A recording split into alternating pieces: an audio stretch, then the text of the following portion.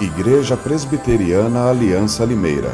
Para ouvir mais estudos e mensagens, acesse www.ipalimeira.com.br. O que eu percebo em nossa sociedade hoje, não é só o que você percebe, e que eu percebo com facilidade, que outros percebem, que mais e mais divórcios têm aparecido.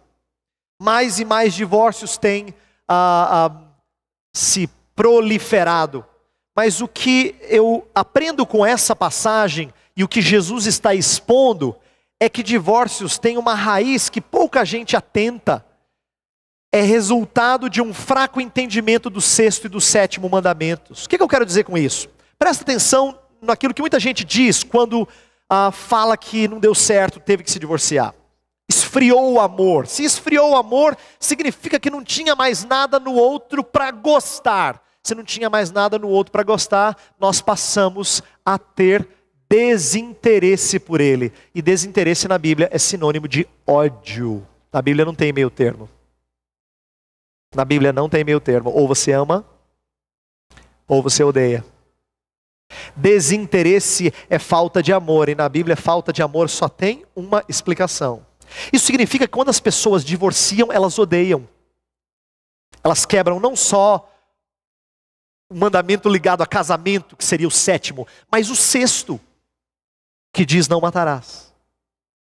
Por detrás da motivação de muita gente está o sexto mandamento. E aí você poderia dizer assim, pastor, mas é que o senhor não sabe o quanto ele ou ela me machucou.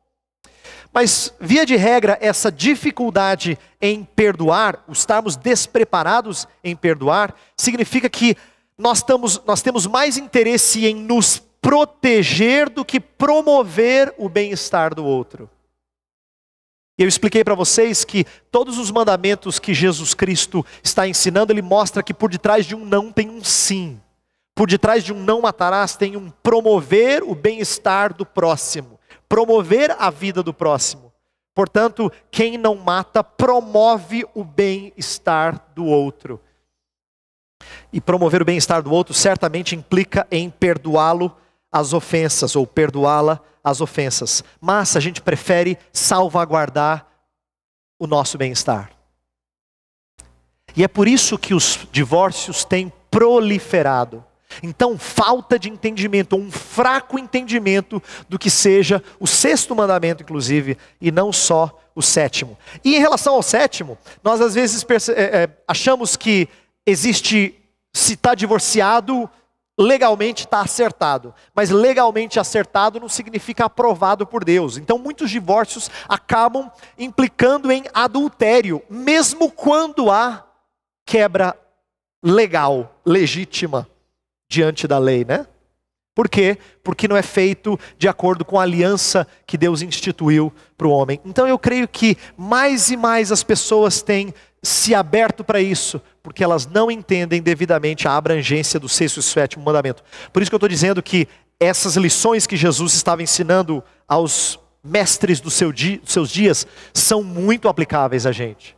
Porque poucas vezes a gente imagina que alguém se divorcia porque odeia o outro, ou porque quebra o sexto mandamento. Mas Jesus está tentando aprofundar o nosso entendimento desses mandamentos. Os padrões de hoje certamente são muito baixos, mas não só de hoje. E eu tenho tentado fazer essa conexão para mostrar para você que a Bíblia nunca perde a sua relevância. O que Jesus ensina lá tem relevância hoje porque o ser humano não muda na sua essência. Suas fraquezas são semelhantes. Seus erros são semelhantes. As circunstâncias podem mudar, mas a maneira como ele quebra a lei de Deus é muito parecida. Até os fariseus dos dias de Jesus facilitavam a possibilidade do divórcio mais do que a lei de Moisés havia permitido. E é isso que eu quero mostrar nessa primeira parte do sermão. Que a maneira como os fariseus, os escribas interpretavam Moisés, a lei de Moisés, na verdade era mais abrangente do que Moisés queria dizer. E Jesus vai corrigi-los na sua interpretação. Para isso eu preciso mostrar para vocês uma outra passagem que fala mais amplamente daquela que nós estamos estudando. Em Mateus capítulo 19, Jesus está conversando com os escribas e fariseus e aparece implícito aí a maneira libertina, ou mais aberta deles pensarem sobre divórcio. Olha só, Mateus 19 diz assim: alguns fariseus aproximaram-se dele para pô-lo à prova e perguntaram-lhe: é permitido ao homem divorciar-se de sua mulher por qualquer motivo? Ele respondeu: vocês não leram que no princípio o Criador os fez homem e mulher? E disse: por essa razão o homem deixará pai e mãe e se unirá à sua mulher, e os dois se tornarão uma só carne. Assim, eles já não são dois, mas sim uma só carne. Portanto, o que Deus uniu, ninguém separe. E a continuidade do texto diz assim: perguntaram eles: então por que Moisés mandou dar uma certidão de divórcio à mulher e mandá-la embora? Jesus respondeu: Moisés permitiu que vocês se divorciassem de suas mulheres por causa da dureza de coração de vocês. Mas não foi assim desde o princípio. Eu lhes digo que todo aquele que se divorciar de sua mulher, exceto por imoralidade sexual, e se casar com outra mulher, estará cometendo adultério. Aqui Jesus está conversando com pessoas que tentavam interpretar uma passagem que eu vou mostrar daqui a pouco, que é Deuteronômio 24, de 1 a 4. Mas o ponto que eu quero ressaltar é que eles começam pondo Jesus à prova assim: é lícito divorciar-se por qualquer motivo? Por qualquer motivo? Deixa eu ler a passagem de Deuteronômio 24, que é a passagem mais explícita no Antigo Testamento sobre divórcio. É essa passagem que eles têm em mente quando eles estão conversando com Jesus. Olha só: se um homem casar-se com uma mulher e depois não a quiser mais, por encontrar nela algo que ele reprova, dará certidão de divórcio à mulher e a mandará embora. Se depois de sair da casa ela se tornar mulher de outro homem, e este não gostar mais dela, lhe dará certidão de divórcio e a mandará embora. Ou se o segundo marido morrer, o primeiro que se divorciou dela não poderá casar-se com ela de novo, visto que ela foi contaminada. Seria detestável para o Senhor. Não tragam pecado sobre a terra que o Senhor, o seu Deus, lhes dá por herança.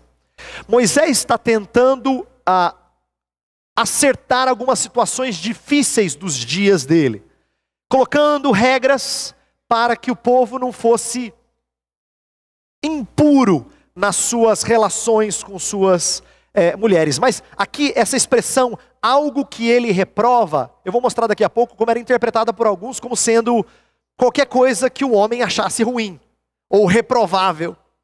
E é por isso que alguns achavam que divórcio era mais simples do que de fato a lei permite. Mas eu quero chamar a atenção de outra coisa antes, para você ver como a situação lá também era complicada, e Deus também tinha que colocar regras por causa dos interesses e das motivações erradas dos homens naqueles dias. Olha que interessante, um autor que eu li e estudei diz assim: esse texto, na verdade, ele propõe dois tipos de divórcio. Fala do primeiro, que encontra na mulher algo que ele reprova, e o segundo, ele não gosta dela. Verso 3 fala: e este não gostar mais dela.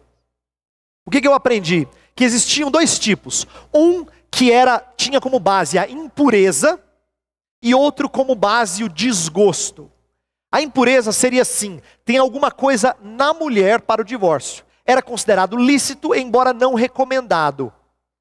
O segundo, causa era subjetiva, estava no homem, se ele não mais gostar dela.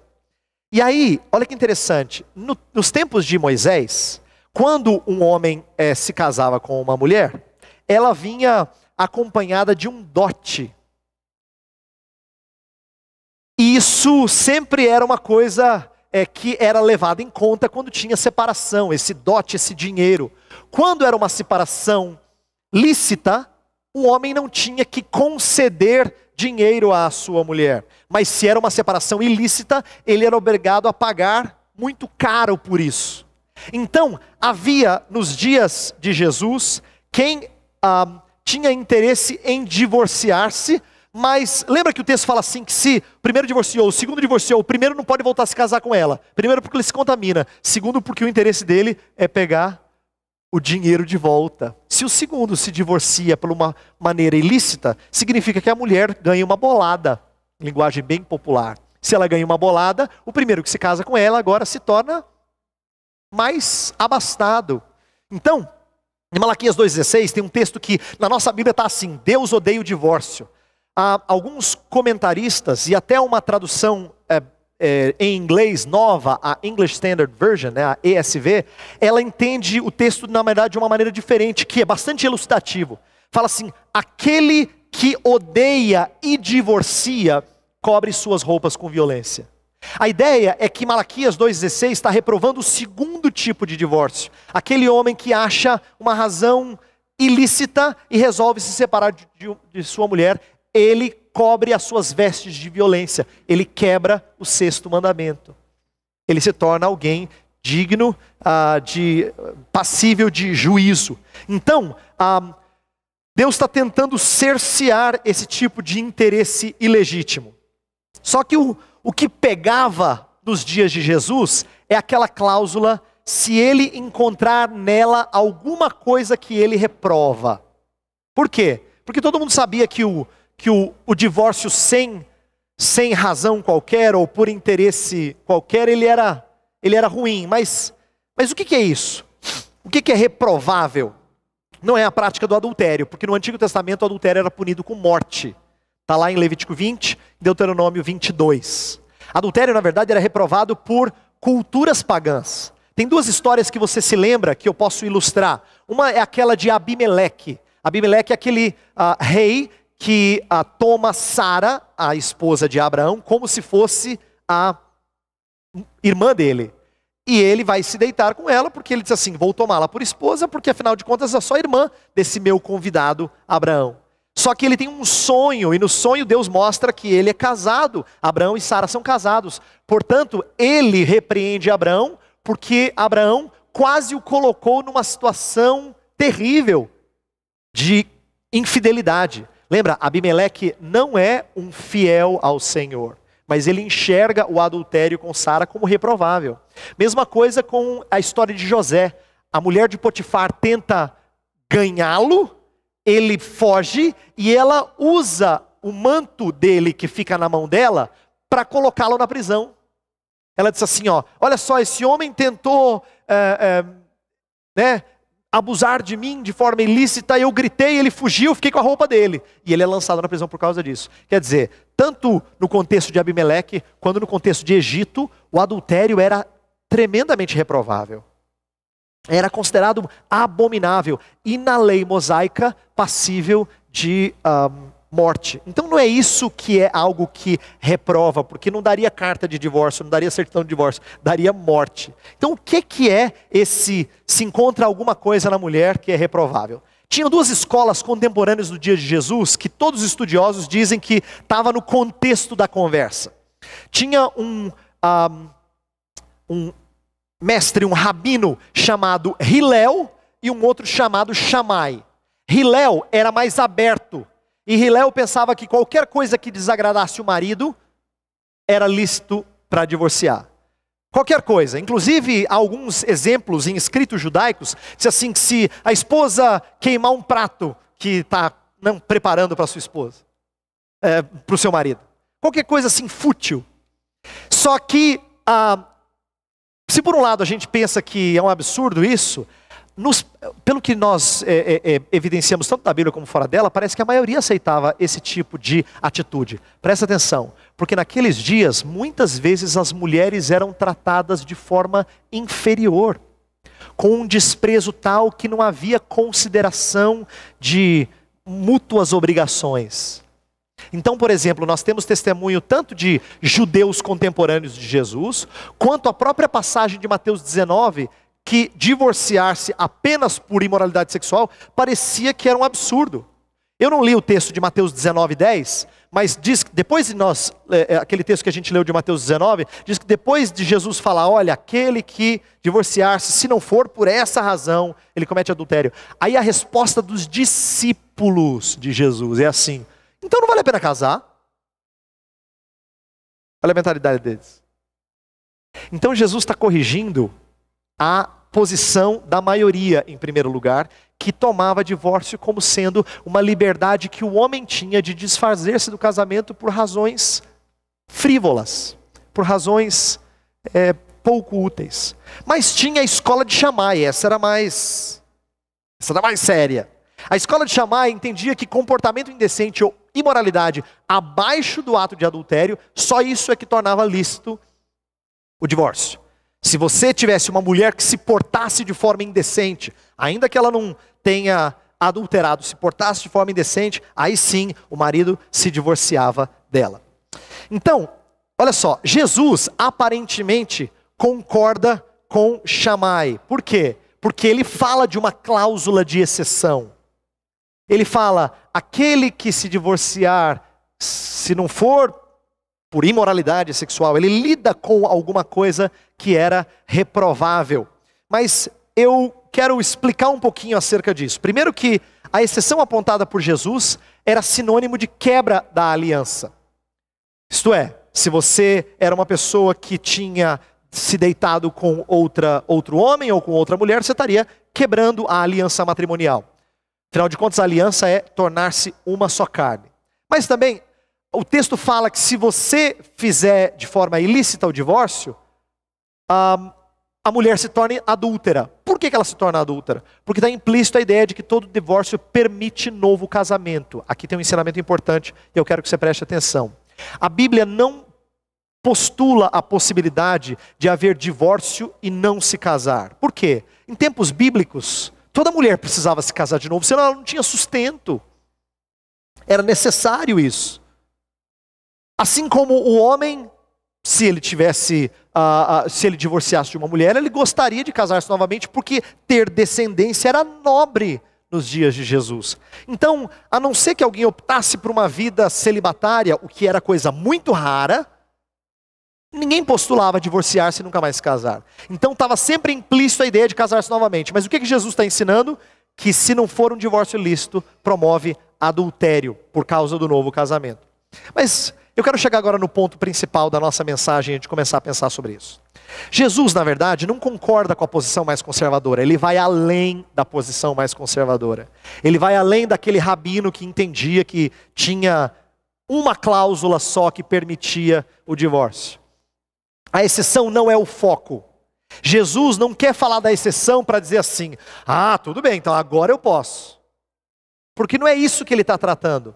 O texto de Deuteronômio 24 visa mitigar as práticas presentes. Quando ele fala assim, se você ler de novo Deuteronômio 24 em casa, ou se você ouvir essa mensagem depois quando ela é colocada no nosso site, você pode ler o texto e perceber que o texto sempre tem assim, se acontecer isso, se acontecer isso, se acontecer isso. É uma condicional, ele não está encorajando, ele só está legislando caso esse problema aconteça. Não é propósito da lei mosaica incentivar divórcio de maneira nenhuma.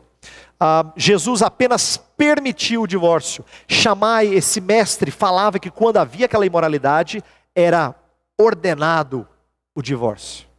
Se Jesus permitiu, fica implícito que tem um caminho melhor do que o divorciar-se, que é o de haver perdão e reconciliação. Então, agora eu quero começar a apontar para as coisas que Jesus Cristo realmente queria ensinar em relação à lei mosaica.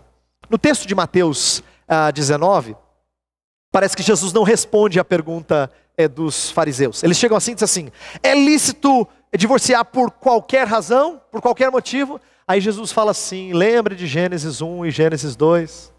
Ele cita duas passagens. A primeira é, deixa pai e mãe, se une a sua mulher e se tornam os dois uma só carne. Deus cria homem e mulher, e depois os dois se tornam uma só carne. E aí ele conclui dizendo que o que Deus uniu, ninguém separe. Olha só, a menção dos textos de Gênesis 1 e 2 apontam para o propósito do casamento desde a criação. A união indissolúvel. O que Jesus quer enfatizar é que casamento tem a ver com uma união que não é para ser dissolvida. Isso significa que qualquer pessoa que pondera sobre divórcio já perdeu o foco. Porque casamento não foi feito para ser... E aí, para ser quebrado. E aí muita gente diz assim, pastor, eu sei, quando eu casei eu também não pensava nisso. Eu sei, porque eu também não postulava, eu achava que ia ser para sempre. Mas não é só o achava que Jesus vai tratar, ele vai querer que você continue achando. Mesmo depois de dificuldades, mesmo se um encontra no outro alguma coisa que reprova. Porque Jesus não está focando em primeiro lugar a cláusula de exceção. A cláusula de exceção vem depois na conversa. O que ele quer que eles entendam é a natureza do casamento. Uma aliança entre duas pessoas, no qual Deus é testemunha. A Escritura evidencia isso e fala de casamento em alta conta, e nós não podemos perder isso de vista. Só que a gente sabe que, infelizmente, o mundo não é feito de um jardim onde não tem pecado. Nossa realidade é posterior à queda, isto é, a prática da rebelião, do pecado. Nós vivemos após Gênesis 3, o pecado de Adão e Eva. Portanto, nós fazemos aquilo que é mal. E quando nós fazemos aquilo que é mal, Jesus então coloca, olha, tem uma exceção, mas ela foi colocada, olha a expressão dele, por causa da dureza de coração de vocês. Isso reflete que a exceção é decorrente da nossa intransigência. O fato de ter divórcio, atenção porque isso é muito sério, o fato de ter uma brecha, e existe uma brecha para divórcio, é porque nós somos intransigentes, não porque Deus recomende isso. Essa intransigência é nossa. Em outras palavras, todas as vezes que a gente opta por divórcio, infelizmente, lamento te dizer isso, é nós expressando que o nosso coração é duro. Expressando uns aos outros que nosso coração é duro. O ideal, porém, fica óbvio. Jesus fala assim, lá em Mateus 19, não foi assim desde o princípio. Não era a intenção da união matrimonial que tivesse brecha para o rompimento. Jesus coloca o ideal, o unir os dois em uma só carne, e aquilo que Deus uniu não separe o homem. Portanto, eu queria que nós pensássemos em duas coisas antes da gente terminar. Como é que a gente lida com esse erro se ele já aconteceu? E como é que a gente lida com esse erro se ele está prestes a acontecer?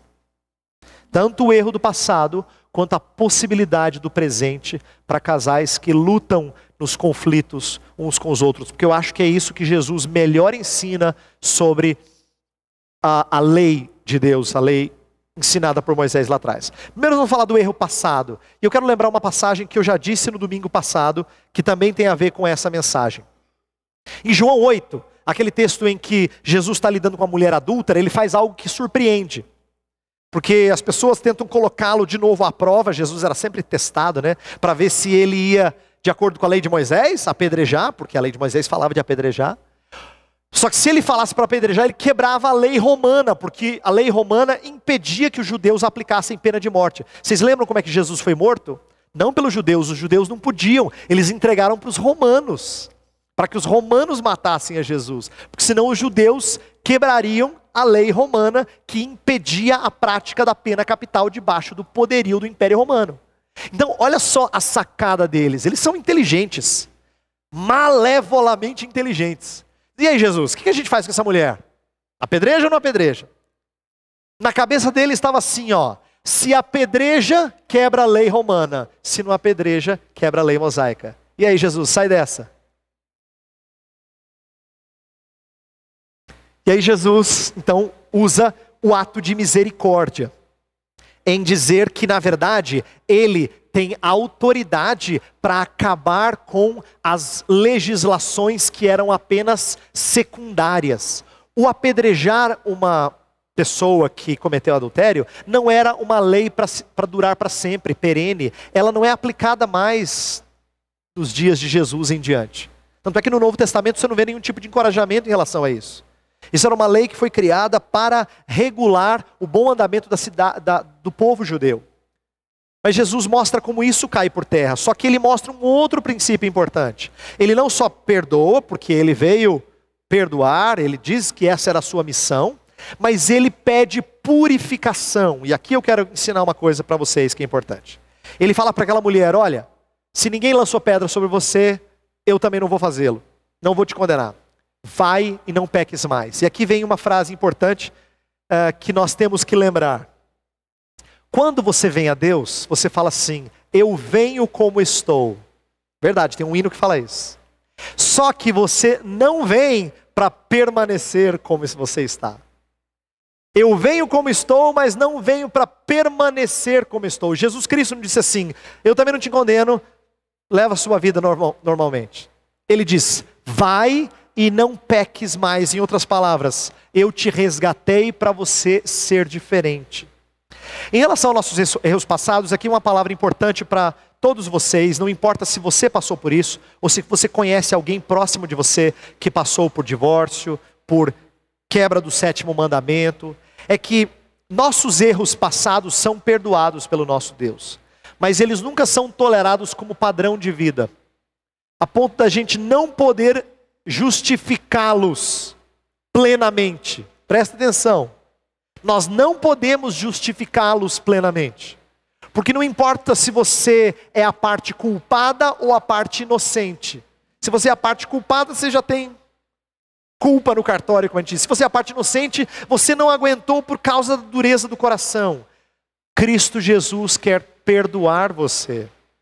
Mas a parte importante que vem depois é que Ele pede a você um novo estilo de vida, uma nova proposta de pensar em relacionamentos, que seja diferente. Você pode vir como você está, mas você não deve permanecer como você está. E aí fala assim, pastor, tudo bem, nunca aconteceu comigo, mas está prestes a acontecer. Ou eu conheço alguém muito próximo que eles estão lutando para ficar juntos. Aí eu quero lembrar, e essa é a última coisa que eu quero dizer, quero que você pondere sobre isso. Jesus Cristo, no começo do texto que a gente está estudando, fala assim: se a sua justiça não exceder em muito a dos escribas e fariseus, como é que a nossa justiça pode exceder em muito dos escribas e fariseus? Então, a justiça superior a dos escribas e fariseus é buscar uma moralidade que vai além das brechas da lei. A nossa preocupação não pode ser semelhante à dos escribas e fariseus. Se eu achar essa brecha, eu posso. Sabe, agora os meus amigos e irmãos juristas, que fazem parte dessa igreja, sabe quando as pessoas procuram brecha na lei para fazer o que é legal, mas você acha assim que não está certo? Ela choreja. Não é ilegal, mas não está certo. Espiritualmente também tem isso. Tem pessoas que acham brecha na lei, mas a moralidade de Jesus Cristo vai além de achar brechas na lei. É por isso que a exortação final que eu tenho que fazer a você é: fracos, sejam fiéis, e feridos, sejam misericordiosos. A justiça que Jesus pede de nós quando a gente está num casamento difícil é: se você é fraco e tendente a pecar e a transgredir, lute por fidelidade. E se você é alguém que já foi ferido e já pensou 2 vezes em terminar o seu casamento, seja misericordioso. Nós celebramos um Deus que é fiel ao mesmo tempo que é misericordioso. E se Ele está nos fazendo a imagem e semelhança dEle, então nós temos que refletir o seu caráter, tanto na fidelidade quanto na misericórdia. Então, divórcio nunca foi a opção viável e a intenção primeira de Deus. Ela é apenas uma brecha para homens de coração e mulheres de coração endurecidos. Meu pedido é que Deus poupe nossa igreja desses males. Que a gente seja cuidado de tal forma que nós somos edificados em fidelidade e misericórdia, para que Deus não permita que famílias sejam destroçadas. Eu imagino que passa na cabeça das crianças quando elas desenham o que acontece com crianças quando pais se separam. Você que é adulto pode imaginar. Nós não queremos experimentar isso. Por isso a nossa oração tem que ser para uma igreja repleta de famílias fortes. É assim que a gente vai poder ajudar melhor as famílias quebradas que estão se aproximando da gente. Vamos orar por nós mesmos. Feche os seus olhos. Senhor Deus, acabamos de ouvir a Tua palavra que nos desafia a vivermos de forma santa como Tu és. Mas nós temos nossas falhas e nós pedimos perdão. Perdão porque muitas vezes nós somos infiéis. E outras vezes nós somos tão duros de coração que a gente não perdoa a infidelidade. Senhor, esse não é o ideal do reino. A ética do reino é imitar o Senhor Deus, que nos trata graciosamente na Tua aliança conosco. Pedimos que o Senhor promova em nossa igreja famílias que são firmes, fortes, fiéis e misericordiosas. que saibam trabalhar os seus problemas internamente e sejam instrumentos nas tuas mãos para receber as famílias que estão esfaceladas. Abençoa, Senhor, os lares da nossa igreja. E abençoa aqueles que estão nos visitando, que porventura estejam lutando no casamento. Tu dês a eles força e graça. Força para serem fiéis e graça para agirem com misericórdia. Oramos em nome de Jesus. Amém.